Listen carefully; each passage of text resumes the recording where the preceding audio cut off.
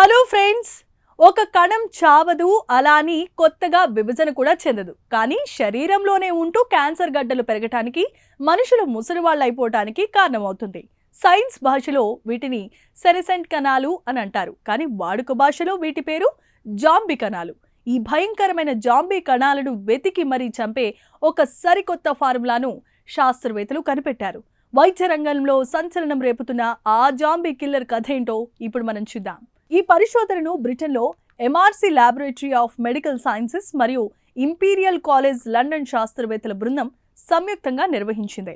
Lead author Maria Antonia Teddy Ambrosia మరియు professor Jesus Gill నేతృత్వంలో అంతర్జాతీయ టీం జరిపిన ఈ ప్రయోగాత్మకమైన వివరాలు ప్రతిష్టాత్మక నేచురల్ సెల్ బయాలజీ జర్నల్లో ప్రచురితమయ్యాయి.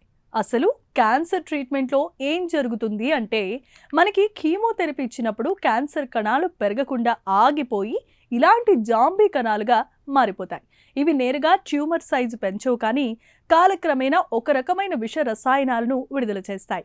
ఇవి పక్కనే ఉన్న మంచి కణాలను కూడా క్యాన్సర్ కణాలుగా మారుస్తూ వ్యాధి శరీరం మొత్తం పాకటానికి కారణమవుతాయి. అందుకే వీటిని చంపడం శాస్త్రవేత్తలకు పెద్ద సవాలుగా మారింది.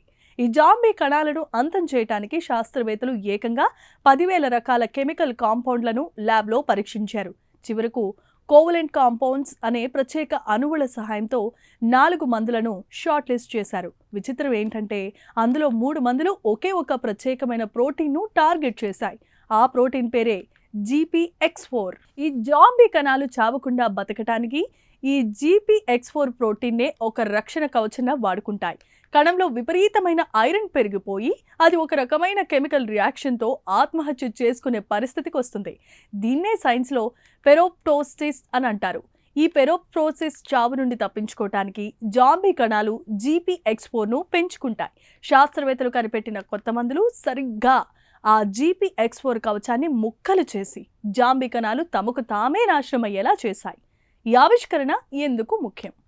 శాస్త్రవేత్తలు ఈ కొత్త మందులను ఎలుకలపై పరీక్షించగా క్యాన్సర్ ట్యూమర్ సైజు పెద్ద ఎత్తున తగ్గిపోవడమే కాదు, ఎలుకల జీవితకాలం భారీగా పెరిగింది.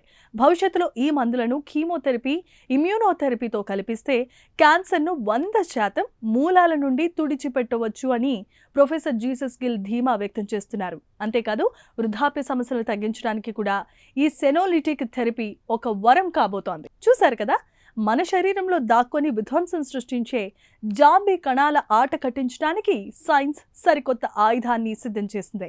ఈ కొత్త టెక్నిక్ అతి త్వరలో హ్యూమన్ క్లినికల్ ట్రయల్స్ పూర్తి చేసుకొని అందుబాటులోనికి రావాలని ఆశిద్దాం. ఈ ప్రత్యేక కథనంపై మీ అభిప్రాయాలను కామెంట్స్ ద్వారా తెలియచేయండి. వీడియో నచ్చితే లైక్ చేసి ఛానల్ని సబ్స్క్రైబ్ చేసుకోండి. Thank you.